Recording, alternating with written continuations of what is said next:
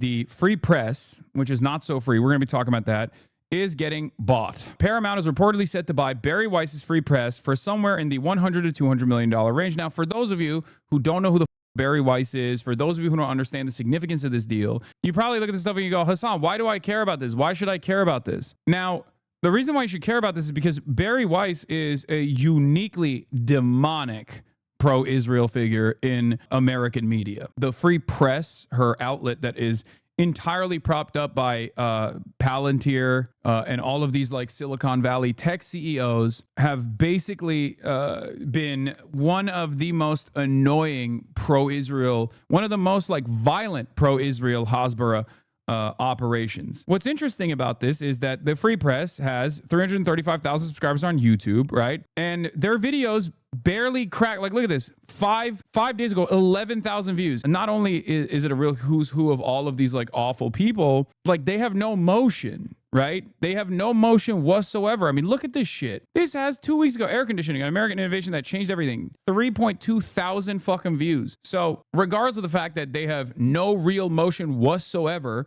with an actual population of readers and watchers and whatnot, CBS is now going to be basically controlled by Bari Weiss. Bari Weiss, whose career trajectory started off as a beacon of like failing upwards for basically sucking up to Israel, has now finally reached a new level in her career. Here's Brendan Carrot. Bari Weiss is such an interesting character because she basically is the worst person who has ever done her chosen job. Even ignoring all the obvious Israeli shilling, she basically tried to get fired until a prestigious national newspaper let her do this. So one of the things that she tried to do early on was like get in on the cancel culture grift. She got a job at the New York Times as an op-ed writer. One of her most famous op-eds at the New York Times was the intellectual dark web. If you remember, under Trump 1, she put together this like intellectual dark web piece where she interviewed, Joe Rogan, Dave Rubin, said these were like the real titans of intellect and debate. That was one of her incredible contributions to American journalism. But like doing that, she has always tried to just like get pro-Palestinian people fired while simultaneously complaining about cancel culture and also defending free speech. An absolutely monstrous, vile loser. She tried to get fired from the New York Times so she could like lean in onto the I got canceled by cancel culture grift. It didn't happen because the New York Times was like, we're not going to fire you. You can be as annoying as you want, but we're not going to fucking fire you. So then she had to resign basically. And then when she resigned, she wrote about how like she was forced to resign because everybody hated her at the New York Times for understandable reasons. Then she moved on to Substack. She started the fake unaccredited institution, the University of Austin. And if you're wondering like, how can such a massive fucking failure constantly keep failing upwards? It's because she was propped up. She was propped up by Peter Thiel and a bunch of other billionaires. Openly. It's not even a secret. There's a reason why, like, there aren't 60-minute segments on Full Sail University, right?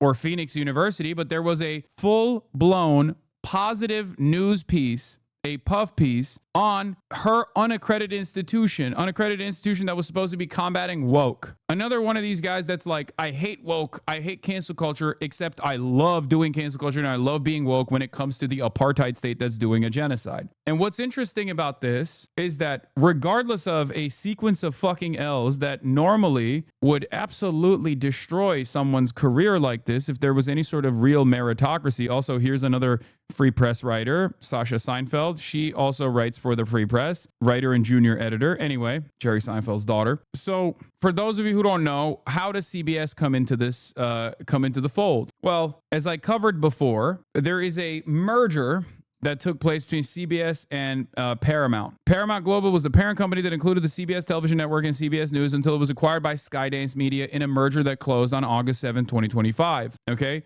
Sorry, Paramount was the owner of CBS television network. And the owner of Paramount turned around very clearly, very deliberately, very openly stated, I'm finally going to sell CBS because 60 Minutes is not sufficiently pro-Israel. And if you know anything about 60 Minutes, they added direct editorial control because 60 Minutes, after a year and a half of genocide, finally did one piece of critical coverage on America's involvement with Israel's genocide. They didn't even call it a genocide at the time. They just said America's bombs are being used and Israel's using them on children. Okay? This was a bridge too far. They immediately sent in an outsider to do editorial control to make sure that this never happens again.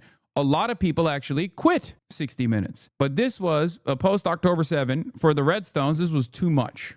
Okay? And these guys are so unimaginably wealthy. For them owning CBS is just like another thing that billionaires have, right? But the reason why he openly sold it was specifically because the owner decided it is not sufficiently pro-Israel. This is like by their own admission. Now confirmed that this episode led 60 Minutes to be stripped of its editorial independence and led to the selling of CBS to David Ellison, who now plans to merge the company with Barry Weiss and the Free Press. Sherry Redstone hoped Trump's 60 Minutes suit would root out anti-Israel bias at CBS News, and she sold Paramount partly over October 7. She openly stated it. Redstone told The Times that for years she had resisted entreaties from potential suitors eager to buy Paramount. She told The Times that her breaking point came just days before she withdrew from settlement talks with Trump in January this year. CBS aired a 60-minute segment featuring State Department officials who quit over America's support for Israel's Gaza war, a piece that the American Jewish Committee blasted as shockingly one-sided, lacked factual accuracy, and relied heavily on misguided information.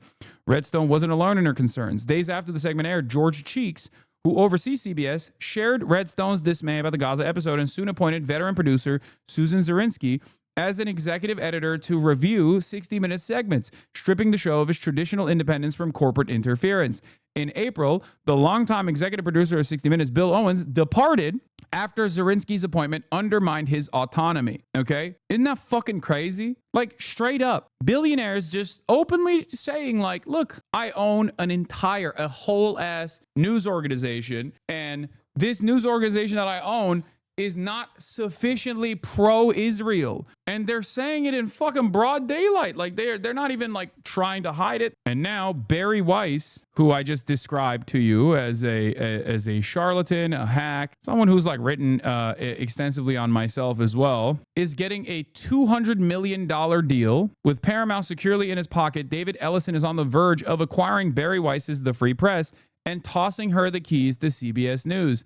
The deal is on the 1 yard line, I am told. Isn't that crazy? David Ellison, who is, of course, the son of Larry Ellison, the son of multi-billionaire and Oracle Corporation co-founder Larry Ellison, who was propped up by the CIA. His son is a film producer and a multi-billionaire and billionaire himself, who is a media mogul, bought CBS from another fucking billionaire to specifically make it more pro-Israel openly. And in an effort to do so, they are pumping Barry Weiss's bullshit fake independent outlet that's propped up by other billionaires with a $200 million cash infusion so that she can basically control the editorial standards and ensure that they are more pro-Israel. And by that I mean, because American media is already incredibly pro-Israel, as you guys know, right? But the reason why this is incredibly damaging to public discourse is because when Barry Weiss takes over the keys for CBS, she's going to make CBS pump out insane genocide denial, like more so than just like, key omissions and many other tricks that mainstream editors deploy when covering the issue of Israel, right? Like, think about how insane that is. We are at the mercy of billionaires. I fucking hate that. And they're not even hiding it. They're just saying it out loud. So if you don't personally think that this is like an incredibly damaging moment for an even more damaging moment for American press, for press freedom and press independence at a time when obviously we need an independent press more than ever before, this is going to make things even worse. And yeah, as Adam also correctly points out, like Dylan Byers is writing this as like a positive article. This is supposed to be like a article that is pro Barry Weiss, but even this article itself recognizes that this is $200 million for Barry Weiss's operation, that's a little crazy. These guys don't care if they're just melting money, okay? They don't give a shit because they have unlimited funds. They don't even give a shit. They will do a $200 million payout. What does this do? This is to tell every other journalist who wants to start a media career, every other journalist who already has a media career, you will get the bag if you lie at the behest of Israel, no matter how insane your lies are, no matter how psychotic your lies are. Just erode your conscience, erode your moral compass, and we will pay you. We will throw the money faucet at you. When people say stuff like, well, people can see through this. Like, no, this is extremely inside baseball shit. People will not be able to see through this. Your parents are not going to look at CBS's coverage that changes dramatically to be even more pro-Israel and go, this is a little weird. No, they're just going to take it at face value. And that is the smart ones, the ones that are not getting their notes from random Facebook posts. The smart liberal parents that still respect the mainstream institutions are now going to be tuning into CBS, not realizing that it's just like even more pro-Israel than it was before.